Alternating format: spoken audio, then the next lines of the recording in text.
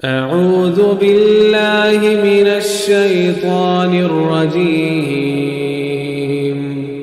بسم الله الرحمن الرحيم تخلیق آدم۔ کائنات، زمین و آسمان، جن و ملائک کی تخلیق کے بعد خالق کائنات نے اپنی بہترین تخلیق اشرف المخلوقات یعنی حضرت آدم علیہ السلام کو بنایا۔ قرآن میں فرمایا، سورہ بقرہ ترجمہ: اور یاد کرو جب فرمایا تمہارے رب نے فرشتوں سے، میں مقرر کرنے والا ہوں زمین میں ایک نائب۔ کہنے لگے، کیا تو مقرر کرتا ہے زمین میں جو فساد برپا کرے گا اور خون ریزیاں کرے گا، حالانکہ ہم تیری تسبیح کرتے ہیں تیری حمد کے ساتھ اور پاکی بیان کرتے ہیں تیرے لیے۔ فرمایا، بے شک میں وہ جانتا ہوں جو تم نہیں جانتے۔ تو جب اللہ نے آدم علیہ السلام کو پیدا کرنے کا ارادہ کیا اور حکم دیا کہ جب میں آدم میں اپنی روح پھونکوں تو تم سب سجدے میں گر جانا، تو تمام فرشتے سجدے میں گر گئے۔ ابلیس نے انکار کر دیا۔ سورہ حجر کی آیت کا ترجمہ کہ ہم نے انسان کو سڑی ہوئی مٹی کے سوکھے گارے سے بنایا ہے۔ اللہ نے مٹی میں پانی ملا کر اس کا گارا بنایا اور ابو البشر حضرت آدم علیہ السلام کی تخلیق کی۔ تخلیق آدم کے بعد فرشتوں کو سجدہ کرنے کا کچھ اس طرح کہا۔ سورہ بنی اسرائیل کا ترجمہ: اور ہم نے جب فرشتوں سے کہا آدم کو سجدہ کرو تو سب نے سجدہ کیا، لیکن ابلیس نے نہیں کیا۔ بولا کہ بھلا میں ایسے شخص کو کیوں سجدہ کروں کہ جس کو تو نے مٹی سے پیدا کیا ہے۔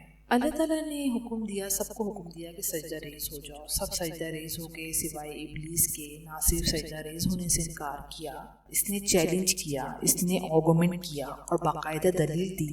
کہا کہ میں تو آگ سے بنا ہوں اور یہ تو مٹی سے بنے ہیں، میں کیوں ان کو سجدہ کروں؟ قرآن میں ہے کہ تو نے مجھے آگ سے بنایا اور اسے مٹی سے۔ ابلیس جس نے ساری عمر اللہ تعالیٰ کی عبادت کی اور یہاں آ کر نہ صرف اللہ تعالیٰ کی اتھارٹی کو چیلنج کیا بلکہ آرگومنٹ کرنے لگا کہ میں افضل ہوں کیونکہ مجھے آگ سے بنایا ہے، اللہ کی بارگاہ سے نکال دیا گیا۔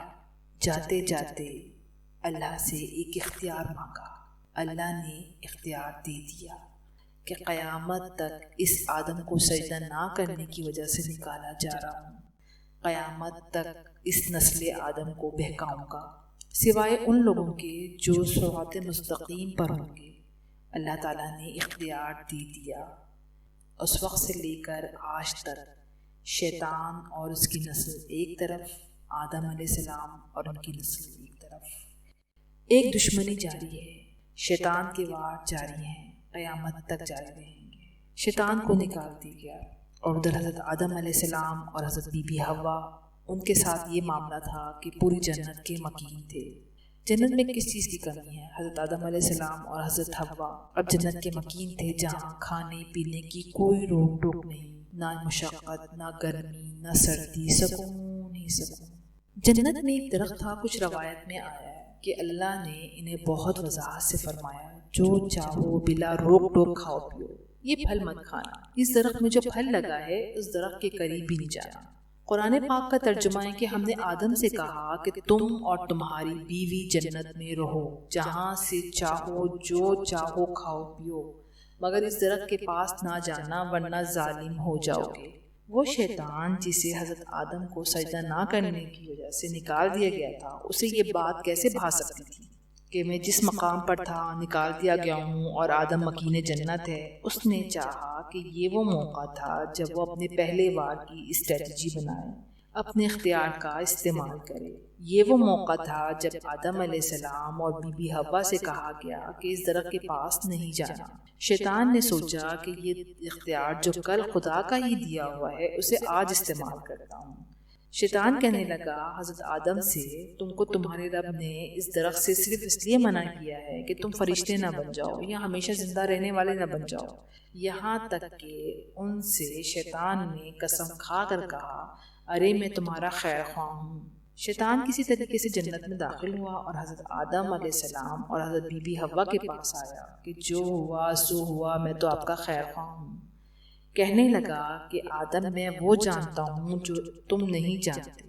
کیا تمہیں پتا ہے کہ اللہ نے یہ پھل کھانے سے تمہیں کیوں روکا ہے؟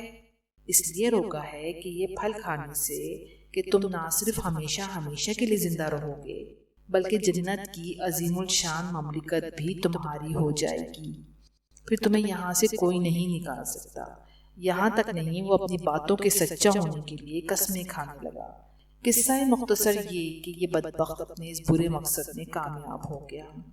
قرآن میں ایک اور جگہ ترجمہ ہے کہ حضرت آدم علیہ السلام اور حضرت بی بی حوا نے اس درخت کے پھل کو کھا لیا، تب ان کے رب نے ان کو پکارا کہ کیا میں نے تم کو اس درخت کے پاس جانے سے منع نہیں کیا تھا؟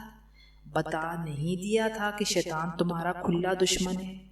قرآن مجید میں ایک اور جگہ یوں ذکر ہے کہ ہم نے فرمایا اے آدم، یہ شیطان تمہارا اور تمہاری بیوی کا دشمن ہے، تو کہیں یہ تمہیں جنت سے نہ نکلوا دے، اس کے بعد تم مشقت میں پڑ جاؤ گے۔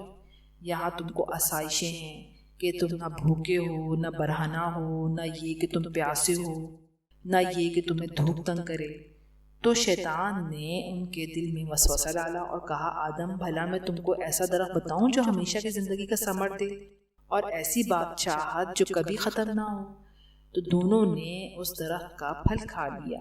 شیطان نے جو کرنا تھا کر لیا۔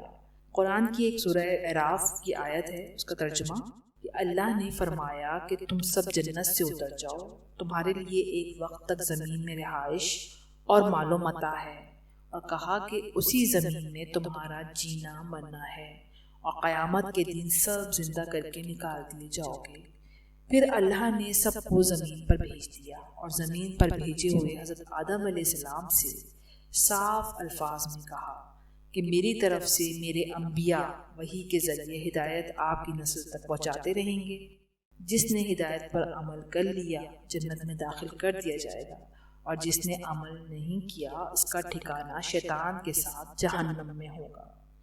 وہ دن اور آج کا دن، شیطان اور اس کے چیلے انسانوں کو گمراہ کرتے رہتے ہیں اور انبیاء کرام کی طرف سے ہدایت کا سلسلہ جاری و ساری ہے۔ آپ سب دوستوں سے گزارش کرتی ہوں کہ ابھی تک اگر آپ نے ہمارے اس چینل کو سبسکرائب نہیں کیا تو برائے مہربانی سبسکرائب کے بٹن پر کلک کر دیں اور ساتھ بنے بیل آئیکن کو بھی پریس کر دیں